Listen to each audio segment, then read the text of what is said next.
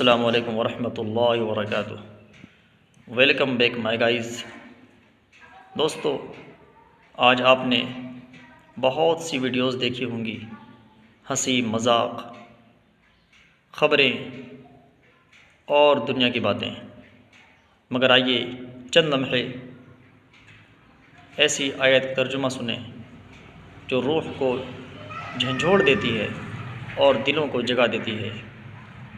वायत अल्हम्दुलिल्लाहि रब्बिल आलमीन, तमाम तारीफ़ें अल्लाह ही के लिए हैं जो सारे जहानों का पालने वाला है। अल्हम्द का मतलब शुक्र व सना की सदा।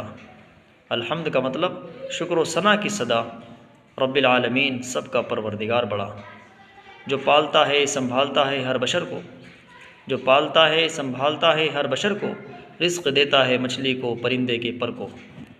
ज़मी हो या आसमां सब उसी के ताबे, ज़मी हो या आसमां सब उसी के ताबे, उसकी रहमत से ही दिलों में आती है तस्कीन व तस्लीम।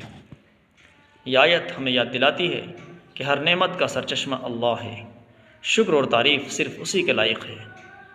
मेरी बात अगर पसंद आए तो लाइक, शेयर और सब्सक्राइब ज़रूर करें ताकि हर इंसान को अल्लाह का पैगाम पहुँचे।